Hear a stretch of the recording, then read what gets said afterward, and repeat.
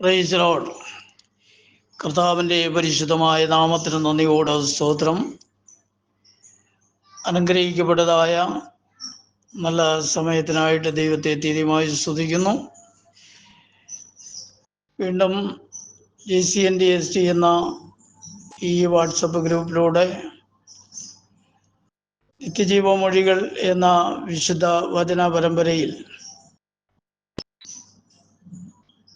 കർത്താവിൻ്റെ മാറ്റമില്ലാത്ത വചനവുമായി കടന്നു വരുവാൻ സ്വർഗത്തിലെ ദൈവം എളിയവനൊരവസരം കൂടെ നൽകിയത് ഓർത്തോ ദൈവത്തെ തീരുമായി സ്തുതിക്കുക. കർത്താവ് എല്ലാവരെയും ധാരാളമായി അനുഗ്രഹിക്കുമാറാകട്ടെ. ഈ ഗ്രൂപ്പിൻ്റെ അഡ്മിന്മാരായിരിക്കുന്ന ബഹുമാന്യ കർത്താവിൻ്റെ ദാസന്മാർ, മറ്റ് സംഘാടകരായിരിക്കുന്ന പ്രിയപ്പെട്ടവർ, നിത്യേന ദൈവവചനം സംസാരിക്കുന്ന ദൈവദാസന്മാർ, ഏവർക്കും കർത്താവായ യേശു ക്രിസ്തുവിൻ്റെ നാമത്തിലുള്ള എൻ്റെ സ്നേഹവും വന്ദനവും പ്രാരംഭമായി അറിയിക്കുന്നു.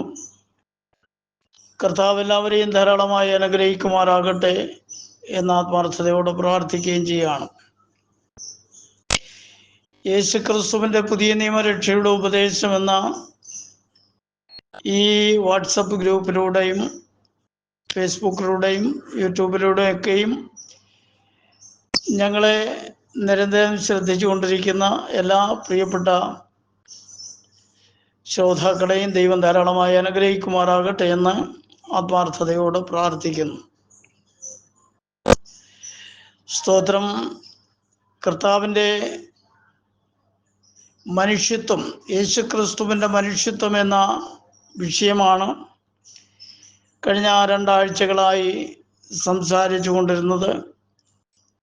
അതിൻ്റെ 3-ാമത്തെ ഭാഗമാണ് ഇന്ന് സംസാരിക്കപ്പെടുവാനായിട്ട് താല്പര്യപ്പെടുന്നത്. നമ്മുടെ കർത്താവിൻ്റെ വരവ് നമ്മോട് ഏറ്റവും സമീപമായിരിക്കുന്നത് കൊണ്ട് നാം ദൈവവചനത്തിൻ്റെ സത്യങ്ങളെ അറിയേണ്ട പോലെ അറിയുകയും കർത്താവിനെ അനുഗമിക്കേണ്ടുന്ന വിധങ്ങളെ മനസ്സിലാക്കി അവനുള്ളതായ വിശ്വാസത്തിലും പ്രത്യാശയിലും നമുക്ക് നിലനിൽക്കുവാൻ കഴിയുന്നു എങ്കിൽ മാത്രമാണ് കർത്താവിൻ്റെ വരവെങ്കിൽ നമുക്ക് സന്തോഷം അനുഭവിക്കുവാനായിട്ട് കഴിയുന്നത്. ഇല്ല എങ്കിൽ നിരാശ നമ്മുടെ ജീവിതത്തിൽ ഉണ്ടാകുവാൻ സാധ്യതയുണ്ട് എന്നുള്ളതായ കാര്യങ്ങൾ നാം മനസ്സിലാക്കിയിരിക്കേണ്ടത് ആവശ്യമാണ്. ഇനി വൈകിയ സമയത്ത് തിരുവചനത്തിൽ നിന്നും ചില കാര്യങ്ങൾ ഓർമ്മപ്പെടുത്തുവാനായിട്ട് താല്പര്യപ്പെടുകയാണ്. കഴിഞ്ഞ 2 ആഴ്ചകളായി യേശു ക്രിസ്തുവിൻ്റെ മനുഷ്യത്വം എന്ന വിഷയം നാം ചിന്തിക്കുകയായിരുന്നുവല്ലോ. നമ്മുടെ കർത്താവിൻ്റെ 2-ാമത്തെ വരവ് ഏറ്റവും നമ്മോട് അടുത്തിരിക്കുന്നു എന്ന് വളരെ വ്യക്തമായിട്ട് നമുക്ക് പഠിക്കുവാനായിട്ട് കഴിയുന്നുണ്ട്. സ്തോത്രം. പ്രത്യേകിച്ച് ദൈവവചനവുമായി ബന്ധപ്പെട്ട് നാം മനസ്സിലാക്കുമ്പോൾ ഇന്നത്തെ ലോക സംഭവങ്ങൾ ഓരോന്നോരോന്നായി നാം പരിശോധിച്ച് നോക്കിയാൽ നമ്മുടെ കർത്താവിൻ്റെ വരവ് ഏറ്റവും നമ്മോട് അടുത്തിരിക്കുന്നു എന്ന് വളരെ വ്യക്തമാകുന്ന രീതിയിലുള്ളതായ അനുഭവങ്ങളാണ് ലോകത്തിൽ കടന്നു വന്നുകൊണ്ടിരിക്കുന്നത്. കർത്താവിൻ്റെ വരവ് നമ്മോട് സമീപിച്ചിരിക്കുന്നു എന്ന വസ്തുത നാം മനസ്സിലാക്കുമ്പോൾ കർത്താവുമായിട്ട് നാം ഏറ്റവും അടുത്ത് നിൽക്കേണ്ടത് ആവശ്യമാണ്. ഏത് നിലയിലും ഏത് വൃതനെയും തെറ്റിച്ച് കളയുവാൻ ശത്രുവാകുന്ന പിശാച് അവൻ്റെ സർവ്വ ആയുധങ്ങളും എടുത്ത് ഉപയോഗിച്ചു കൊണ്ടിരിക്കുന്ന ഒരു കാലഘട്ടമാണ്. വിവിധ നിലകളിലുള്ളതായ ഉപദേശ സ്തോത്രം വ്യത്യാസങ്ങൾ, വ്യാജമായ ഉപദേശങ്ങൾ, പഠിപ്പിക്കലുകൾ, സ്തോത്രം, ഈ വിധത്തിലുള്ളതായ നിരവധി അനുഭവങ്ങൾ പിശാച് ലോകത്തിൽ കൊണ്ടുവന്നിരിക്കുന്നു. അനേകായിരങ്ങൾ അതിൻ്റെ പിന്നിൽ അണിനിരന്നു കൊണ്ട് ദൈവവചനത്തിൻ്റെ വസ്തുതകൾക്ക് വിരുദ്ധമായിട്ടുള്ള നിലപാടുകൾ സ്വീകരിക്കുന്നത് നമുക്ക് കാണുവാൻ കഴിയുന്നു. അതുകൊണ്ട് സത്യവിശ്വാസത്തിൽ ഉറച്ചു നിൽക്കേണ്ടതിന് തിരുവചന വസ്തുതകളെ നാം മനസ്സിലാക്കണം എന്ന് കർത്താവിൻ്റെ നാമത്തിൽ ഓർമ്മപ്പെടുത്തുകയാണ്. നമ്മുടെ കർത്താവിൻ്റെ വരവടുത്തിരിക്കുന്നത് കൊണ്ട് എത്രയും ഭയത്തോടും ഭക്തിയോടും കർത്താവിനെ സേവിക്കേണ്ടത് ആവശ്യമാണ്.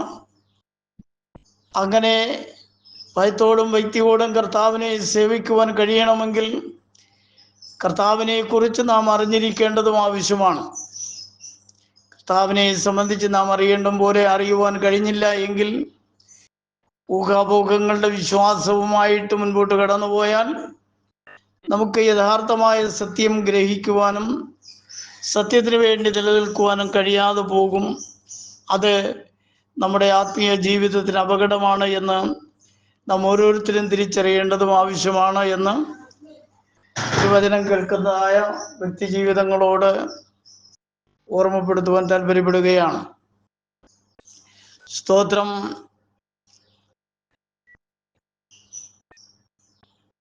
നമ്മുടെ ദൈവം ആരാണ് എന്ന് അറിയുന്നത് വളരെ പ്രാധാന്യമർഹിക്കുന്ന ഒരു കാര്യമാണ്.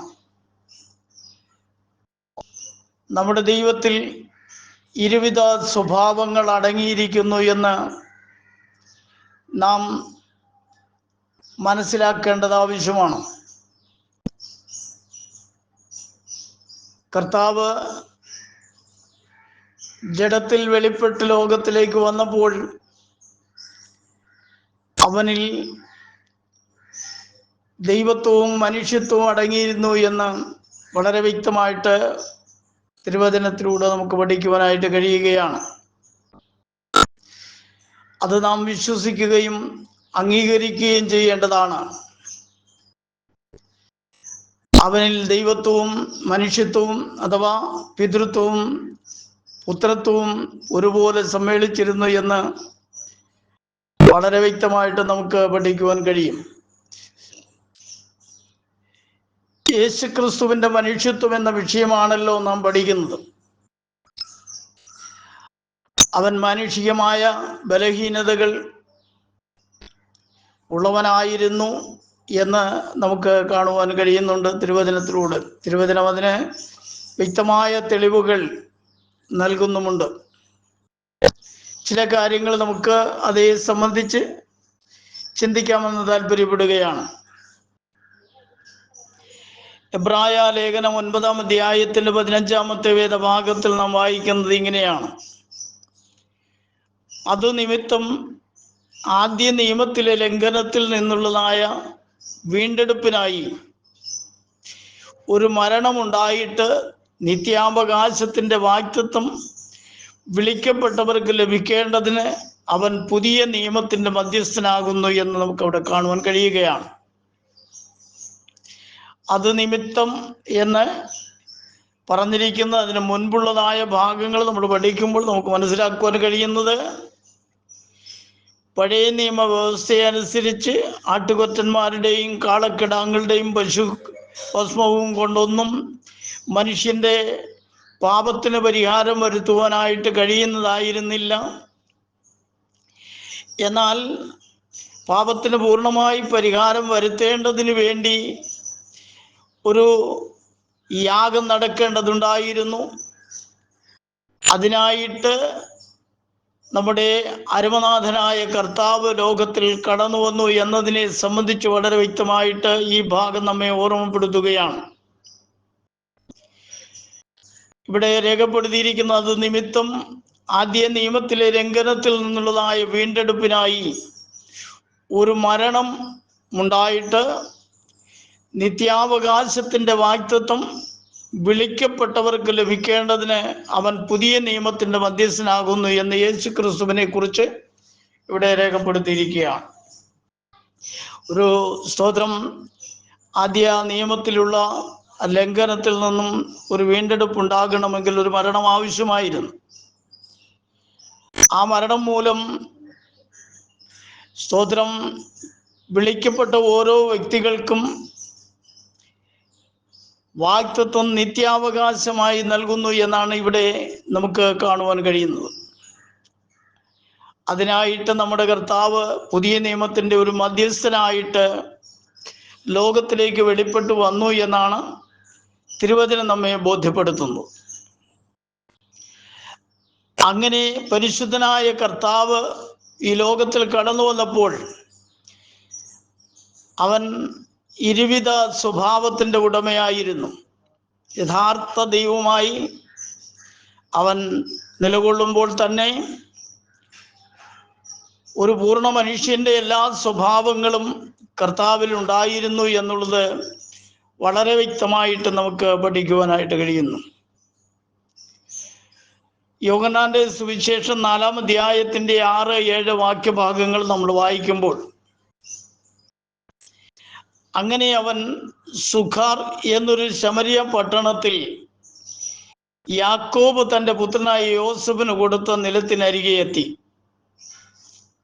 അവിടെ യാക്കോബിന്റെ ഉറവുണ്ടായിരുന്നു.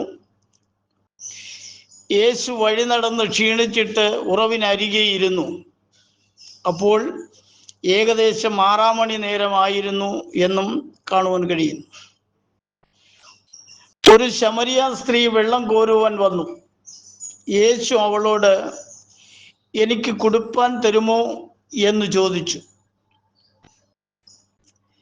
ഇവിടെ സുഖാർ എന്ന ശമരിയ പട്ടണത്തിൽ യാക്കോബ് തൻ്റെ മകനായ യോസഫിന് കൊടുത്തിരുന്ന ഒരു നിലത്തിൽ ഉണ്ടായിരുന്ന കിണറിൻ്റെ അടുക്കൽ അവൻ കടന്നു ചെല്ലുകയും ആ ഉറവിനരികെ അവൻ ഇരിക്കുമ്പോൾ ഒരു ശമരിയ സ്ത്രീ വെള്ളം കോരുവാനായിട്ട് അവിടേക്ക് കടന്നു വന്നു. അവളോട്, എനിക്ക് കുടിക്കുവാനായിട്ട് അല്പം ജലം തരുമോ എന്ന് കർത്താവ് ചോദിക്കുന്നതായിട്ടാണ് നമുക്കവിടെ കാണുവാൻ കഴിയുന്നത്. പ്രിയമുള്ള ശ്രോതാക്കളെ, നമ്മുടെ അരുമ മണവാളനായ കർത്താവ് ഇവിടെ വളരെ ക്ഷീണിതനായും ദാഹമുള്ളവനായും കാണപ്പെടുന്നതായിട്ട് നമുക്ക് മനസ്സിലാക്കുവാൻ കഴിയുന്നു. അവൻ ശമരിയ സ്ത്രീയോട് വെള്ളം ആവശ്യപ്പെടുകയും ചെയ്തു. യേശുവിനെ സംബന്ധിച്ച് നമ്മൾ പഠിക്കുമ്പോൾ, ഇസ്രായേൽ ജനം മരുഭൂമിയിലൂടെ കടന്നു വരുമ്പോൾ അവർക്ക് ദാഹമുണ്ടായതായിട്ട് പഠിക്കുവാൻ കഴിയുന്നു. അപ്പോൾ ഇസ്രായേൽ ജനം മോശയോട് നിലവിളിച്ചു. മോശെ ദൈവത്തോട് സംസാരിച്ചപ്പോൾ മോശയോട് പറഞ്ഞത്, ഞാൻ പർവ്വതത്തിൽ പാറമേൽ നിൽക്കും, നീ ആ പാറയെ അടിക്കണം, അപ്പോൾ ആവശ്യമുള്ള ജലം അതിൽ നിന്നും പുറപ്പെട്ടു വരും എന്ന് കർത്താവ് സംസാരിക്കുവാനിടയായി തീർന്നു. ഏതാണ്ട് 25 ലക്ഷത്തോളം ആളുകൾ സ്ത്രീ പുരുഷന്മാരായിട്ട് അവരുടെ സംഘത്തിൽ ഉണ്ടായിരുന്നു എന്നാണ് പഠിക്കുവാൻ കഴിയുന്നത്.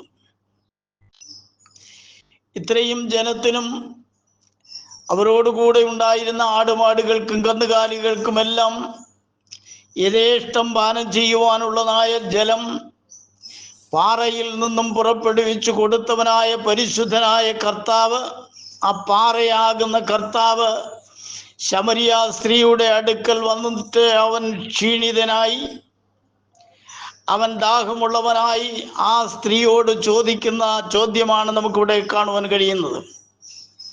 എനിക്ക് കുടിക്കുവാനായിട്ട് അല്പം വെള്ളം തരുമോ എന്ന് അവളോട് ചോദിക്കുകയും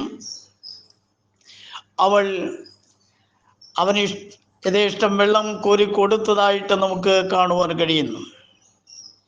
മറ്റ് ചരിത്ര ഭാഗങ്ങളൊന്നും ഞാൻ വിവരിക്കുവാനായിട്ട് താല്പര്യപ്പെടുന്നില്ല. ഇവിടെ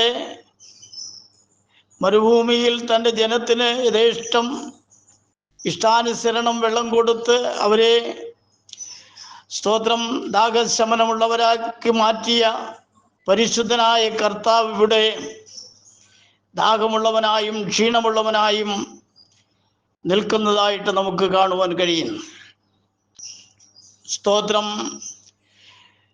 അത് നമ്മൾ പഠിക്കുമ്പോൾ സർവശക്തനായ ദൈവം അവൻ്റെ മനുഷ്യത്വത്തിൽ അവൻ ക്ഷീണിതനായി, അവൻ ദാഹമുള്ളവനായി കാണപ്പെടുന്നു എന്നാണ് പഠിക്കുവാൻ കഴിയുന്നത്. യേശു ക്രിസ്തുവിൻ്റെ മനുഷ്യത്വം എന്ന വിഷയമാണ് നമ്മളിവിടെ പഠിച്ചുകൊണ്ടിരിക്കുന്നത്. അതേക്കുറിച്ചാണ് ഞാൻ നിങ്ങളോട് സംസാരിക്കുന്നത്. മത്തായിയുടെ സുവിശേഷം 4-ാം അധ്യായത്തിൻ്റെ 1-2 വാക്യഭാഗങ്ങൾ വായിക്കുമ്പോൾ, അനന്തരം പിശാചിനാൽ പരീക്ഷിക്കപ്പെടുവാൻ യേശുവിനെ ആത്മാവ് മരുഭൂമിയിലേക്ക് നടത്തി എന്നതിൻ്റെ 1-ാമത്തെ വാക്യഭാഗത്തിൽ കാണും. അതിൻ്റെ 2-ാമത്തെ വാക്യഭാഗത്തിൽ കാണുന്നത്, അവൻ 40 പകലും 40 രാവും ഉപവസിച്ച ശേഷം അവൻ വിശന്നു എന്ന് കാണുവാൻ കഴിയുന്നു. സ്തോത്രം. പാറയിൽ നിന്നും ജനത്തിന് കുടിപ്പാൻ ആവശ്യം പോലെ ജലം പുറപ്പെടുവിച്ചു കൊടുത്തവനായ കർത്താവ് ഇവിടെ 40 രാവും 40 പകലും അവൻ്റെ മനുഷ്യത്വത്തിൽ ഉപവസിച്ച ശേഷം അവന് വിശപ്പുണ്ടായി എന്ന് ഇവിടെ കാണുവാൻ കഴിയുന്നു. സ്തോത്രം. കരയുന്ന കാക്കയ്ക്കും വയലിലെ റോസയ്ക്കും ഭക്ഷ്യവും ഭംഗിയും കൊടുക്കുന്നവനാണ്. കാട്ടിലെ മൃഗങ്ങൾക്കും ആറ്റിലെ മത്സ്യങ്ങൾക്കും എല്ലാം ആവശ്യമായിരിക്കുന്ന ആഹാരം കൊടുക്കുന്നവനായ കർത്താവ് അവൻ്റെ മനുഷ്യത്വത്തിൽ ഇപ്പോൾ അവൻ വിശപ്പുള്ളവനായി കാണപ്പെടുകയാണ്. സാക്ഷാൽ സർവശക്തനായ ദൈവമാണ് ജഡത്തിൽ വെളിപ്പെട്ടു വന്ന് അവൻ്റെ മനുഷ്യത്വത്തിലാണ് അവന് വിശപ്പും ദാഹവും ക്ഷീണവും ഒക്കെ ഉണ്ടായത് എന്ന് തിരുവചനം നമ്മെ പഠിപ്പിക്കുകയാണ്. യോഹന്നാന്റെ സുവിശേഷം 19-ാം അധ്യായത്തിൻ്റെ 28-ാമത്തെ വാക്യഭാഗം നാം വായിക്കുമ്പോൾ, അതിൻ്റെ ശേഷം സകലവും തികഞ്ഞിരിക്കുന്നു എന്ന് യേശു കണ്ടിട്ട് തിരുവെഴുത്ത് നിവൃത്തിയാകും വണ്ണം എനിക്ക് ദാഹിക്കുന്നു എന്ന് പറഞ്ഞു. കർത്താവിന് ദാഹമുണ്ടായതായി അവൻ ക്രൂശിൽ കിടക്കുമ്പോൾ അവന് ദാഹമുണ്ടായതായിട്ട് അവിടെ നമുക്ക് കാണുവാൻ കഴിയുന്നു. അവന് അപ്പോൾ കുടിക്കുവാനായിട്ട് കൊടുത്തത് എന്താണെന്നുള്ളതിനെ സംബന്ധിച്ച് നമുക്കറിയാമല്ലോ. സ്തോത്രം. അവൻ്റെ മനുഷ്യത്വത്തിൽ അവന് ദാഹമുണ്ടായതിനെ സംബന്ധിച്ച് രേഖപ്പെടുത്തിയിരിക്കുന്നത് ഞാൻ ഓർമ്മപ്പെടുത്തുകയായിരുന്നു. മത്തായി സുവിശേഷം 8-ാം അധ്യായത്തിൻ്റെ 24-ാമത്തെ വാക്യഭാഗം നാം വായിക്കുമ്പോൾ, പിന്നെ കടലിൽ വലിയ ഓളമുണ്ടായിട്ട് പടക് തിരകളാൽ മുങ്ങുമാറായി, അവനോ ഉറങ്ങുകയായിരുന്നു എന്ന് ആ 24-ാമത്തെ വാക്യഭാഗത്തിൽ കാണുകയാണ്. തൻ്റെ ശിഷ്യന്മാരുമായിട്ട് താൻ യാത്ര ചെയ്ത് കടന്നു പോകുമ്പോൾ കടലിൽ വലിയ തിരമാലകൾ ഉണ്ടായി, പടക് മുങ്ങുമാറായി, അവനോ ഉറങ്ങുകയായിരുന്നു എന്ന് നമുക്കവിടെ കാണുവാൻ കഴിയുന്നു. അതിൻ്റെ 25-ാമത്തെ വാക്യഭാഗത്തിൽ ഇങ്ങനെ എഴുതിയിരിക്കുന്നു, അവർ അടുത്ത് ചെന്ന് കർത്താവെ രക്ഷിക്കണമേ എന്ന് പറഞ്ഞ് അവനെ ഉണർത്തി എന്ന് നമുക്കവിടെ കാണുവാൻ കഴിയുകയാണ്. സ്തോത്രം. കടലിൻ്റെ ഇളക്ക നിമിത്തം പടക് തകർന്നു പോകുന്ന അവസ്ഥയുണ്ടായപ്പോൾ അരുമനാഥനായ കർത്താവ് പടകിൻ്റെ അമരത്തിൽ തലയിണ വെച്ച് ഉറങ്ങുകയായിരുന്നു എന്ന് പഠിക്കുവാൻ കഴിയുന്നു. അപ്പോൾ തൻ്റെ ശിഷ്യന്മാർ അവൻ്റെ അടുക്കൽ കടന്നു ചെന്നിട്ട് അവനെ വിളിച്ചു, കർത്താവെ രക്ഷിക്കണമേ എന്ന് പറഞ്ഞ് അവനെ ഉണർത്തി എന്നാണ് നമുക്കിവിടെ കാണുവാൻ കഴിയുന്നത്. എന്ന് പറഞ്ഞാൽ യഹോവേ രക്ഷിക്കണമേ എന്ന് പറഞ്ഞുകൊണ്ട് അവനെ ഉണർത്തി എന്നാണ് അതിൻ്റെ വസ്തുത നമ്മൾ പഠിക്കുമ്പോൾ മനസ്സിലാക്കുവാൻ കഴിയുന്നത്. അവൻ അവരോട്, അല്പവിശ്വാസികളെ, നിങ്ങൾ ഭീരുക്കളാകുവാൻ എന്ത് എന്ന് പറഞ്ഞ ശേഷം എഴുന്നേറ്റ് കാറ്റിനെയും കടലിനെയും ശാസിച്ചപ്പോൾ വലിയ ശാന്തതയുണ്ടായി എന്ന് നമുക്ക് കാണുവാൻ കഴിയുന്നു. അവരുടെ അല്പവിശ്വാസത്തെ അവൻ ശാസിക്കുകയും കാറ്റിനോടും കടലിനോടും അടങ്ങുവാനും അവൻ അതിനും നിബന്ധന കൊടുത്തപ്പോൾ അതിന് ശാന്തതയുണ്ടായി എന്ന് കൂടെ കാണുവാൻ കഴിയുന്നു. എന്നാറെ ആ മനുഷ്യർ അതിശയിച്ചു, ഇവൻ എങ്ങനെയുള്ളവൻ, കാറ്റും കടലും കൂടെ ഇവനെ അനുസരിക്കുന്നുവല്ലോ എന്ന് പറഞ്ഞു. സ്തോത്രം. ഇവിടെ ശിഷ്യന്മാർക്ക് സംശയമുണ്ടായി. ഇവൻ ആരാണ്? കാറ്റും കടലും കൂടെ ഇവനെ അനുസരിക്കുന്നുവല്ലോ എന്ന് പറഞ്ഞവർ ആശ്ചര്യപ്പെട്ടു എന്നാണ് തിരുവചനത്തിലൂടെ നമുക്ക് കാണുവാൻ കഴിയുന്നത്. പ്രിയമുള്ള ദൈവമക്കളെ, ഇന്നും നമ്മുടെ പരിശുദ്ധനായ കർത്താവ് ആരാണ് എന്ന് വ്യക്തമായി അറിയുവാൻ കഴിയാത്ത ശിഷ്യന്മാരാണ് ഇന്ന് ലോകത്തിലുള്ളതിൽ അധികം പേരും എന്ന് നമ്മൾ മനസ്സിലാക്കിയിരിക്കേണ്ടത് ആവശ്യമാണ്. വാസ്തവമായും കാറ്റിനെയും കടലിനെയും ശാസിക്കുവാൻ അധികാരമുള്ളവനായ സർവശക്തിയുള്ള ദൈവമാണ് നമ്മുടെ കർത്താവായ യേശു ക്രിസ്തു എന്ന് നാം അറിഞ്ഞിരിക്കേണ്ടതും ആവശ്യമാണ്. യോഹന്നാന്റെ സുവിശേഷം 11-ാം അധ്യായത്തിന്റെ 35-ാമത്തെ വാക്യഭാഗത്തിൽ നമ്മൾ കാണുന്നത്, യേശു കണ്ണുനീർ വാർത്തു എന്ന് നമുക്കിവിടെ കാണുവാൻ കഴിയുന്നു. യേശു അവൻ്റെ മനുഷ്യത്വത്തിലാണ് തൻ്റെ സഹോദരനായ ലാസറിന്റെ മരണത്തെ സംബന്ധിച്ച് അറിയുകയും ബഥാന്യയിൽ കടന്നു എന്ന് സഹോദരിമാരുടെ നിലവിളിയും അവരുടെ പരാതിയുമൊക്കെയും കേട്ടതിന് ശേഷം കർത്താവിനും സങ്കടം വന്നു. കർത്താവും കണ്ണുനീർ വാർത്തു എന്ന് നമുക്കവിടെ കാണുവാൻ കഴിയുകയാണ്. ഇത് അവൻ്റെ മനുഷ്യത്വത്തിൽ സംഭവിച്ച കാര്യമാണെന്നും വളരെ വ്യക്തമായിട്ട് നമുക്ക് പഠിക്കുവാൻ കഴിയുന്നു. മറ്റു ചില കാര്യങ്ങൾ പഠിക്കുമ്പോൾ, സ്തോത്രം, മർക്കോസിന്റെ സുവിശേഷം 1-ാം അധ്യായത്തിന്റെ 35-ാമത്തെ വാക്യഭാഗത്തിൽ, അതികാലത്ത് ഇരുട്ടോടെ അവൻ എഴുന്നേറ്റ് പുറപ്പെട്ട ഒരു നിർജ്ജന പ്രദേശത്ത് ചെന്ന് പ്രാർത്ഥിച്ചു എന്ന് നമുക്ക് കാണുവാൻ കഴിയും. കർത്താവ്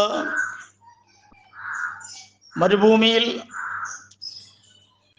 നിർജ്ജന പ്രദേശത്ത് കടന്നു എന്ന് പ്രാർത്ഥിച്ചു, അതികാലത്ത് ഇരുട്ടുള്ളപ്പോൾ തന്നെ. സ്തോത്രം, അവൻ്റെ മനുഷ്യത്വം അവൻ്റെ ദൈവത്വത്തോട് തന്നെ പ്രാർത്ഥിക്കുകയായിരുന്നു. സ്തോത്രം. യേശു എന്ന ദൈവം മറ്റൊരു ദൈവത്തോട് പ്രാർത്ഥിക്കുകയായിരുന്നില്ല. യേശു ക്രിസ്തുവിൻ്റെ മനുഷ്യത്വം അവൻ്റെ ദൈവത്വത്തോട് തന്നെ പ്രാർത്ഥിക്കുകയായിരുന്നു എന്ന് തിരുവചനം നമുക്ക് വ്യക്തമായി പഠിക്കുവാൻ കഴിയുന്നുണ്ട്. സ്തോത്രം. മത്തായി സുവിശേഷം 2-ാം അധ്യായത്തിന്റെ 2-ാമത്തെ വാക്യഭാഗം നാം വായിക്കുമ്പോൾ അവിടെ നമുക്ക് കാണുവാൻ കഴിയുന്നത്, യഹൂദന്മാരുടെ രാജാവായി പിറന്നവൻ എവിടെ? ഞങ്ങൾ അവൻ്റെ നക്ഷത്രം കണ്ടു, നക്ഷത്രം കിഴക്ക് കണ്ടു, അവനെ നമസ്കരിക്കുവാൻ വന്നിരിക്കുന്നു എന്ന് പറഞ്ഞു. നമുക്കറിയാം, സ്തോത്രം, കർത്താവിൻ്റെ ജനനവുമായി ബന്ധപ്പെട്ട് കിഴക്കു നിന്നും ചില രാജാക്കന്മാർ യേശുവിനെ കാണുവാനായിട്ട് ബത്ലഹേമിലേക്ക് കടന്നു വന്നതായിട്ട് നമുക്ക് പഠിക്കുവാൻ കഴിയുന്നു. ഹെരോദാവിൻ്റെ കൊട്ടാരത്തിൽ കടന്നു വന്ന് യഹൂദന്മാരുടെ രാജാവായ, യഹൂദ രാജ്യത്തിൻ്റെ രാജാവായ ഹേരോദാവിനോട് ചോദിച്ചതാണ്, യഹൂദന്മാരുടെ രാജാവായി പിറന്നവരെവിടെ? ഞങ്ങൾ അവൻ്റെ നക്ഷത്രം കിഴക്ക് കണ്ട് അവനെ ആരാധിക്കുവാനായിട്ട് കടന്നു വന്നിരിക്കുന്നു, അവനെ നമസ്കരിക്കുവാനായിട്ട് വന്നിരിക്കുന്നു എന്നാണ് അവിടെ രേഖപ്പെടുത്തിയിരിക്കുന്നത്. സ്തോത്രം. ആരാധനയ്ക്ക് യോഗ്യനായ പരിശുദ്ധനായ കർത്താവ്, അതിനു മുമ്പ് നാം വായിച്ചതായ വേദഭാഗത്തിൽ കാണുന്നത്, അവൻ അധികാലത്തെ എഴുന്നേറ്റ് പുറപ്പെട്ട് നിർജ്ജന പ്രദേശത്ത് ചെന്ന് പ്രാർത്ഥിച്ചതായിട്ട് നമുക്ക് കാണുവാൻ കഴിയുന്നു. ഇവിടെ രാജാക്കന്മാർ വന്നിരിക്കുകയാണ് യേശുവിനോട് പ്രാർത്ഥിക്കുവാൻ, യേശുവിനെ ആരാധിക്കുവാൻ. പിന്നീട് അതിൻ്റെ 2-ാമത്തെ അധ്യായത്തിൻ്റെ 11-ാമത്തെ വാക്യഭാഗത്തിൽ നാം വായിക്കുന്നത്, സ്തോത്രം, ആ വീട്ടിൽ ചെന്ന് യേശുവിനെ അമ്മയായ മറിയയോടുകൂടെ കണ്ടു, വീണ് അവനെ നമസ്കരിച്ചു. നിക്ഷേപപാത്രങ്ങളെ തുറന്ന് അവന് പൊന്നും കുന്തുരുക്കവും മൂരും കാഴ്ചവെച്ചു എന്ന് കാണുവാൻ കഴിയുന്നു. സ്തോത്രം. യേശു കിടന്നതായ ഭവനത്തിൽ ഈ രാജാക്കന്മാർ കടന്നു ചെന്നിട്ട് തൻ്റെ അമ്മയായ മറിയയോടുകൂടെ അവനെ കാണുകയും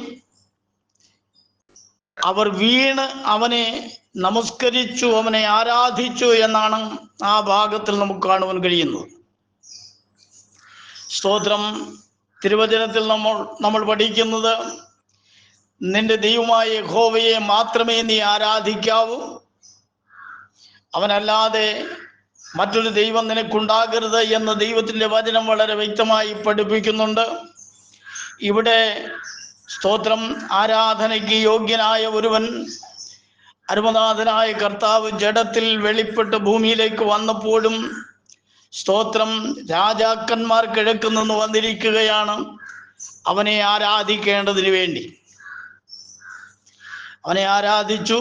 നിക്ഷേപപാത്രങ്ങളെ തുറന്ന് അവന് പൊന്നും കുന്തുരുക്കവും മൂരും കാഴ്ചവെച്ചതായിട്ട് നമുക്കവിടെ കാണുവാൻ കഴിയുന്നു. സ്തോത്രം. യേശു ക്രിസ്തുവിൻ്റെ മനുഷ്യത്വത്തെ സംബന്ധിച്ച് നമ്മൾ പഠിക്കുമ്പോൾ അവൻ്റെ ദൈവത്വത്തെക്കുറിച്ചും കൂടെ നമ്മൾ ചിന്തിക്കേണ്ടത് ആവശ്യമാണ് എന്ന് ഈ വചനഭാഗം നമ്മൾ പഠിക്കുമ്പോൾ അവൻ്റെ ദൈവത്വവും കൂടെ നമുക്ക് മനസ്സിലാക്കുവാനായിട്ട് കഴിയുകയാണ്.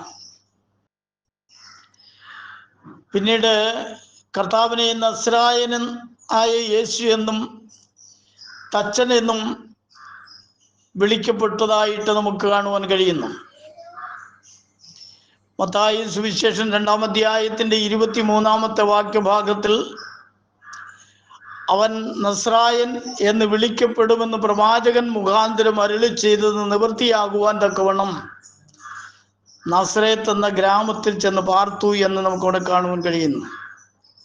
സർവശക്തനായ ദൈവത്തെ അവൻ ജഡത്തിൽ വെളിപ്പെട്ട് ഭൂമിയിൽ വരുമ്പോൾ അവനെ നസ്രായൻ എന്ന് വിളിക്കപ്പെടുമെന്ന് പ്രവാചകന്മാർ മുഖാന്തരം അരുളി ചെയ്ത ആ അരുളപ്പാട് നിവൃത്തിയാകേണ്ടതിന് അവൻ നസ്രേത്ത് എന്ന ഗ്രാമത്തിൽ ചെന്ന് പാർത്തു എന്ന് തിരുവചനത്തിൽ കാണുവാൻ കഴിയുകയാണ്.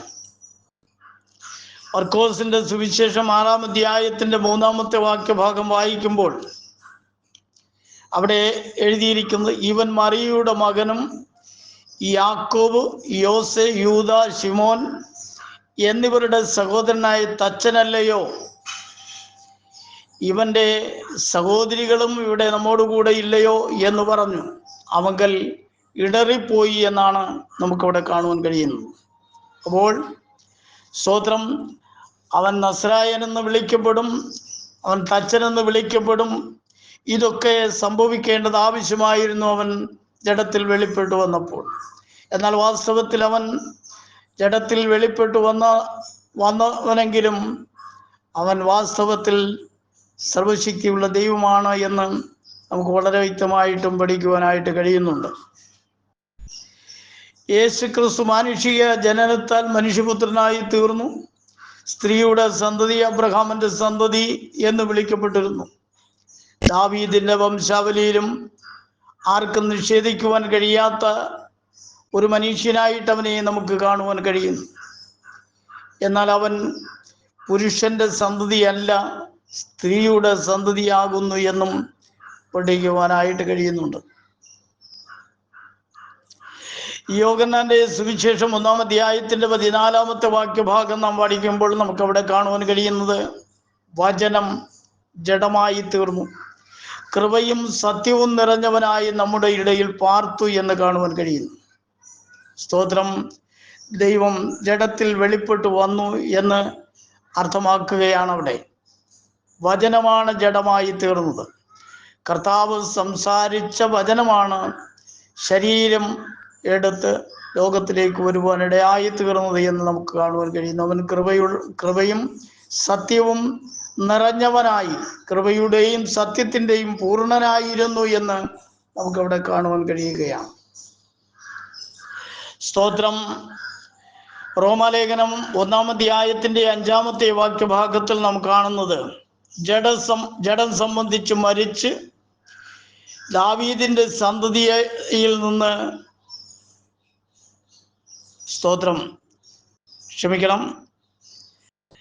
ജഡം സംബന്ധിച്ച് ദാവീദിന്റെ സന്തതിയിൽ നിന്ന് ജനിക്കുകയും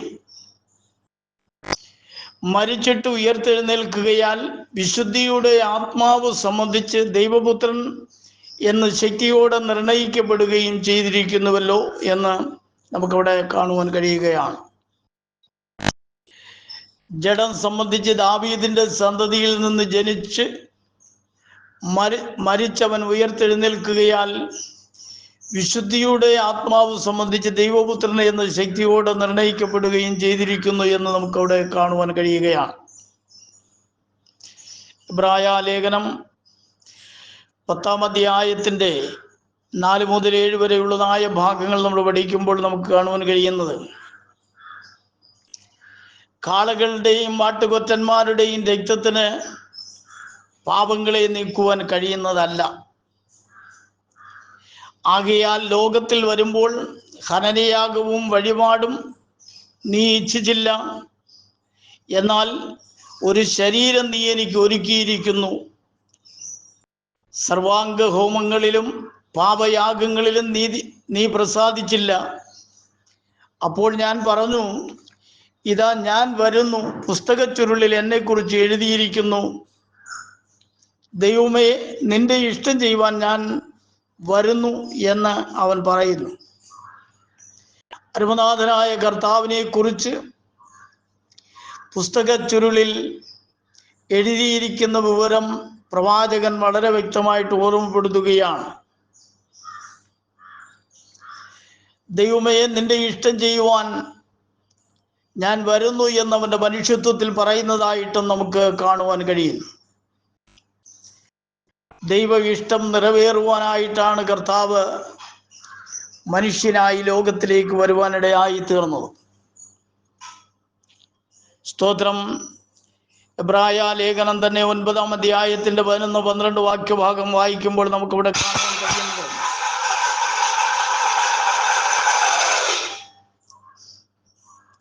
ക്രിസ്തുവോ വരുവാനുള്ള നന്മകളുടെ മഹാപുരോഹിതനായി വന്നിട്ട് കൈപ്പണിയല്ലാത്തതായി എന്ന് വെച്ചാൽ ഈ സൃഷ്ടിയിൽ പെടാത്തതായി വലിപ്പവും തികവേറിയതുമായ ഒരു കൂടാരത്തിൽ കൂടെ ആട്ടുകൊറ്റന്മാരുടെയും പശുക്കിടാങ്ങളുടെയും രക്തത്താലല്ല, സ്വന്തം രക്തത്താൽ തന്നെ ഒരിക്കലായിട്ട് വിശുദ്ധ മന്ദിരത്തിൽ പ്രവേശിച്ച് എന്നേക്കുമുള്ള വീണ്ടെടുപ്പ് സാധിച്ചു എന്ന് നമുക്കവിടെ കാണുവാൻ കഴിയുകയാണ്. സ്തോത്രം. കർത്താവായ യേശു ക്രിസ്തു എന്നേക്കുമുള്ളതായ വീണ്ടെടുപ്പ് സാധിക്കേണ്ടതിന് വേണ്ടി ലോകത്തിലേക്ക് വന്നു. സ്തോത്രം. കാളകളുടെയും പശുക്കിടാങ്ങളുടെയും ആട്ടുകൊറ്റന്മാരുടെയും ഒന്നും രക്തത്തിന് പരിശുദ്ധനായ കർത്താവ് ചെയ്തതായ പ്രവൃത്തി തികയ്ക്കുവാൻ കഴിയുമായിരുന്നില്ല. അതുകൊണ്ട് കർത്താവ് തന്നെ ലോകത്തിലേക്ക് കടന്നു വന്ന് എന്നേക്കുമുള്ള വീണ്ടെടുപ്പ് സാധ്യമാക്കി തീർത്തു എന്ന് തിരുവചനത്തിലൂടെ നമുക്ക് കാണുവാനായിട്ട് കഴിയുന്നു. ആത്മാവായവൻ തനിക്കായി ഒരു ശരീരം ഒരുക്കി അതിൽ കൂടെ താൻ ബലിയായി തീരുവാൻ അഥവാ ആ രക്തം ചൊരിയപ്പെടേണ്ടതിനു വേണ്ടി ഈ ലോകത്തിൽ കടന്നു വന്നു. മരണത്തിൻ്റെ അധികാരിയായ പിശാചിനെ തൻ്റെ മരണത്താൽ നീക്കി ജീവപര്യന്തം മരണഭീതിയാൽ അടിമകളായിരുന്ന തൻ്റെ മക്കളെ വീണ്ടെടുത്തു എന്ന് നമുക്ക് കാണുവാൻ കഴിയുന്നു. എന്നേക്കുമുള്ള വീണ്ടെടുപ്പ് സാധിച്ചു എന്നാണ് തിരുവചനത്തിലൂടെ നമുക്ക് കാണുവാൻ കഴിയുന്നത്. ആത്മാവും അദൃശ്യനുമായ പരിശുദ്ധ കർത്താവ് ജഡത്തിൽ വെളിപ്പെട്ടു വന്നത് സ്തോത്രം ഈ ലോകത്തിലെ മറ്റ് യാതൊരു വിധമാകുന്ന കർമ്മമാർഗങ്ങൾ കൊണ്ടും തൻ്റെ മക്കളുടെ പാപത്തിന് പരിഹാരം വരുത്തുവാനായിട്ട് സാധിക്കുകയില്ല എന്ന് അവൻ അറിയാമായിരുന്നത് കൊണ്ട് താൻ തന്നെ ലോകത്തിലേക്ക് കടന്നു വന്ന് തൻ്റെ മക്കൾക്ക് വേണ്ടി ബലിയായി തീരേണ്ടത് ആവശ്യമാണെന്ന് താൻ മനസ്സിലാക്കിക്കൊണ്ട് തൻ്റെ മരണം കൊണ്ട് പിശാചിൻ്റെ സകലവിധമാകുന്ന പ്രവൃത്തികളെയും എന്നേക്കുമായി ഇല്ലാതെയാക്കുവാനും മരണഭീതിയാൽ അടിമകളായിരുന്ന തൻ്റെ മക്കളെ വീണ്ടെടുക്കേണ്ടതിനു വേണ്ടി പരിശുദ്ധ കർത്താവ് മനുഷ്യവേഷമെടുത്ത് ലോകത്തിലേക്ക് കടന്നു വന്നു എന്നാണ് ദൈവവചനത്തിലൂടെ നമുക്ക് കാണുവാൻ കഴിയുന്നത്. സ്തോത്രം. മനുഷ്യനായ അവൻ ലോകത്തിലേക്ക് വന്നു എങ്കിലും അവൻ സർവശക്തനായ ദൈവമായിരുന്നു എന്ന് വളരെ വ്യക്തമായിട്ട് നമുക്ക് മനസ്സിലാക്കുവാനായിട്ട് കഴിയുന്നു. സ്തോത്രം. ഒരു വൃക്ഷം നിലകൊള്ളുന്നത് അതിൻ്റെ വേരിന്മേലാണ് എന്ന് നമുക്ക് പഠിക്കുവാൻ കഴിയുന്നു.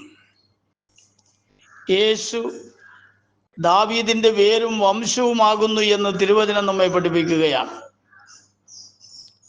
വെളിപ്പാട് പുസ്തകം 22-ാം അധ്യായത്തിന്റെ 16-ാമത്തെ വാക്യഭാഗത്തിൽ ഇങ്ങനെ രേഖപ്പെടുത്തിയിരിക്കുന്നു: യേശു എന്ന ഞാൻ സഭകൾക്ക് വേണ്ടി നിങ്ങളോട് സാക്ഷീകരിപ്പാൻ എൻ്റെ ദൂതനെ അയച്ചു.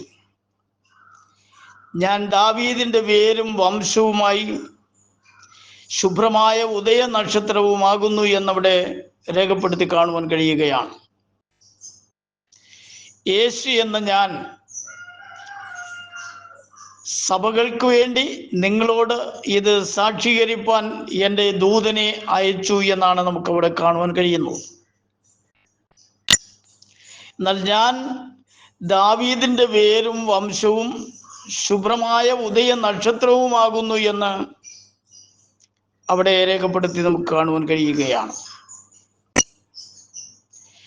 യേശുക്രിസ്തുവിന്റെ മനുഷ്യത്വം നിലകൊള്ളുന്നത് അവന്റെ ദൈവത്വത്തിലാണ്. സ്തോത്രം. യേശുക്രിസ്തുവിന്റെ മനുഷ്യത്വം അവന്റെ ദൈവത്വത്തിൽ തന്നെ നിലകൊള്ളുന്നു എന്നാണ് നമുക്ക് പഠിക്കുവാൻ കഴിയുന്നത്. സ്തോത്രം. അല്ലാതെ യേശുക്രിസ്തു ഒരു ദൈവവും എന്നാൽ യഹോവയായ ദൈവം മറ്റൊരു ദൈവവും എന്ന നിലയിലല്ല ദൈവവചനം നമ്മെ പഠിപ്പിക്കുന്നു. യഹോവയായ ദൈവം തന്നെയാണ് യേശുക്രിസ്തു. യേശുക്രിസ്തു തന്നെയാണ് യഹോവയായ ദൈവം എന്ന് തിരുവചനത്തിൽ നാം പഠിക്കുന്നു. സ്തോത്രം. അവൻ ലോകത്തിൽ വെളിപ്പെട്ടു വന്നപ്പോൾ അവനിൽ ഇരുവിധ സ്വഭാവം ഉണ്ടായിരുന്നു എന്നുള്ളതാണ് തിരുവചനം നമ്മെ ഓർമ്മപ്പെടുത്തുന്നു. അത് വ്യക്തമായിട്ട് നമുക്ക് മനസ്സിലാക്കുവാനും അത് വിശ്വസിക്കുവാനും അംഗീകരിക്കുവാനും കഴിയുന്നു എങ്കിൽ മാത്രമേ നമ്മുടെ വിശ്വാസം യഥാർത്ഥമായി സ്തോത്രം അതിൻ്റെ അന്തസത്ത നമുക്ക് അനുഭവിക്കുവാൻ കഴിയുകയുള്ളൂ എന്ന് ദൈവവചനം പഠിപ്പിക്കുകയാണ്. സ്തോത്രം. ഇവിടെ പറഞ്ഞത് യേശുക്രിസ്തുവിന്റെ മനുഷ്യത്വം നിലകൊള്ളുന്നത് അവന്റെ തന്നെ ദൈവത്വത്തിലാണ്. ഒരു വൃക്ഷത്തെ ഉപമിച്ചുകൊണ്ട് പഠിപ്പിക്കുന്നത് ഇങ്ങനെയാണ്: വൃക്ഷത്തിന്റെ വേര് മണ്ണിനടിയിലാണ്. അതുകൊണ്ട് കാണുവാൻ കഴിയുന്നതല്ല അതിൻ്റെ വേരും അതിന് സ്തോത്രം താഴോട്ടുള്ള ഭാഗങ്ങളൊന്നും. മണ്ണിന് മീതെ ഉള്ളത് മാത്രമേ നമുക്ക് കാണുവാനായിട്ട് കഴിയുകയുള്ളൂ. വൃക്ഷത്തിൻ്റെ മറ്റ് ചില ഭാഗങ്ങൾ മാത്രമാണ് നാം കാണുന്നത്. മണ്ണിന് കീഴെയുള്ള ഭാഗങ്ങളൊന്നും നമുക്ക് കാണുവാൻ കഴിയുന്നില്ല എന്നാണ് നമുക്ക് പഠിക്കുവാനായിട്ട് കഴിയുന്നത്. യേശുക്രിസ്തുവിൻ്റെ ദൈവത്വം നിത്യാത്മാവിൽ നിലകൊള്ളുന്നു എന്നും അത് അദൃശ്യമാകിയാൽ മനുഷ്യർക്ക് കാണുവാൻ കഴിയുകയില്ല എന്നും നമുക്ക് പഠിക്കുവാനായിട്ട് കഴിയുന്നു. സ്തോത്രം. യേശുക്രിസ്തുവിൻ്റെ ദൈവത്വം നിത്യ ആത്മാവായി നിലകൊള്ളുന്നു എന്നാണ് നമുക്ക് പഠിക്കുവാൻ കഴിയുന്നത്. അത് നമുക്ക് ദൃശ്യമല്ല, അദൃശ്യമാണ്. ആർക്കും കാണുവാൻ കഴിയുന്നില്ല. നമുക്ക് കാണുവാൻ കഴിയുന്നത് അവൻ്റെ മനുഷ്യത്വമാണ്. യേശുവിന് ഒരിക്കലും പാപം ചെയ്യുവാൻ കഴിയുമായിരുന്നില്ല. കാരണം അവൻ്റെ മനുഷ്യത്വം അവൻ്റെ ദൈവത്വത്തിൽ അന്തർഭവിച്ചിരുന്നു എന്നാണ് നമുക്ക് കാണുവാൻ കഴിയുന്നത്. സ്തോത്രം. അവൻ്റെ ദൈവത്വത്തിൻ്റെ പൂർണ്ണമായ നിയന്ത്രണത്തിലായിരുന്നു അവൻ. അതുകൊണ്ട് ഒരു ശക്തിക്കും അവനെ പരീക്ഷയിലൂടെയോ പരിശോധനയിലൂടെയോ ആക്രമിച്ച് പരാജയപ്പെടുത്തുവാൻ കഴിയുമായിരുന്നില്ല. അതുകൊണ്ടാണ് ഈ ലോകത്തിലെ സകലവിധ പാപ സ്വഭാവങ്ങളെയും വെല്ലുവിളിച്ചുകൊണ്ട് സധൈര്യം മുന്നോട്ട് പോകുവാൻ കഴിഞ്ഞത്. ഈ നാളുകളിൽ വിശ്വാസ ജീവിതത്തിൽ നിലനിൽക്കുന്ന ദൈവമക്കളും ക്രിസ്തുയേശുവിൻ്റെ സ്വഭാവമുള്ളവരായി പാപ സ്വഭാവങ്ങളെ പൂർണ്ണമായി വിട്ട് വിശുദ്ധ ജീവിതത്തിനായിട്ട് തങ്ങളെ തന്നെ ഏൽപ്പിച്ചു കൊടുക്കുവാൻ കഴിയുന്നു എങ്കിൽ ഈ ലോകത്തിൻ്റെ സകലവിധമാകുന്ന പരീക്ഷകളെയും പരിശോധനകളെയും ഏത് പ്രതികൂല സാഹചര്യങ്ങളെയും അതിജീവിച്ചുകൊണ്ട് സധൈര്യം ആത്മീയ ജീവിതത്തിൽ മുന്നേറുവാൻ കഴിയും.